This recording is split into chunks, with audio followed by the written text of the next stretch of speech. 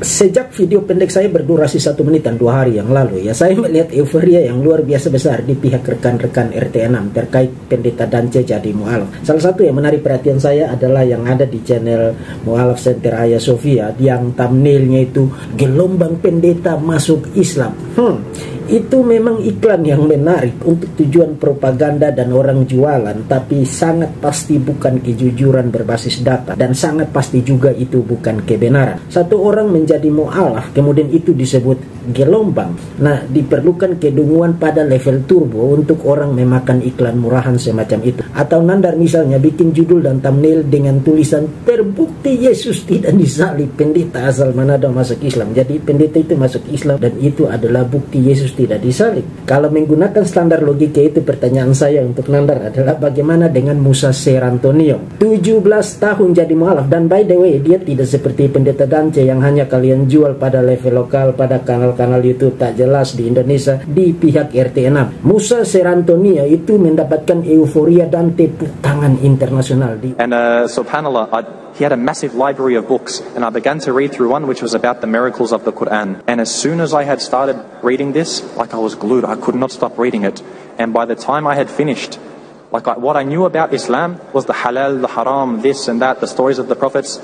But reading about this was showing Allah is saying this book that I have could be from nobody but Allah. And as soon as I had finished reading it, Alhamdulillah, I said, Ashhadu an la ilaha illallah wa ashhadu anna Muhammadar Rasulullah.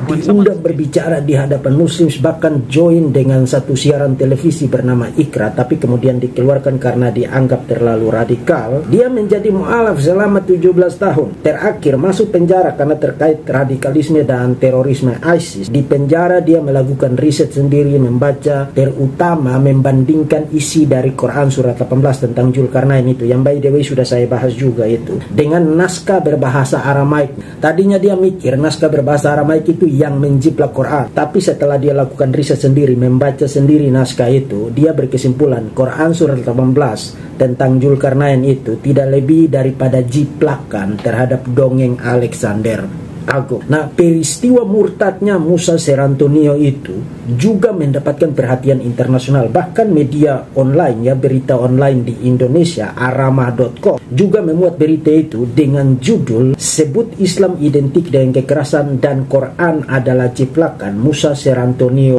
pilih murtad. Itu berita tanggal 1 April tahun 2022. Masih baru sekitar 2 bulan yang lalu. Nah, kembali kepada Nandar. Kalau menggunakan standar logika yang sama, apakah Quran salah dan Islam salah? Karena Musa Serantonio mengatakan bahwa Islam identik dengan kekerasan dan bahwa Quran, khususnya surat 18, adalah jiplakan dari dongeng Alexander Agung. Nah, saya tahu kamu pasti tidak akan mau menggunakan standar logika yang sama dengan kesimpulan yang sejajar dengan yang kamu simpulkan pada judul dan thumbnail dari video kamu. Kamu pasti tidak akan lakukan itu. Kamu akan ngeles dan menggunakan jurus yang bernama standar ganda. Itu saya sudah tahu. Tapi saya paham karena tujuan kamu itu bukan kebenaran. Tujuan kamu adalah jualan dan melakukan propaganda. Apa saja kamu bisa lakukan, yang penting jualan kamu lakukan.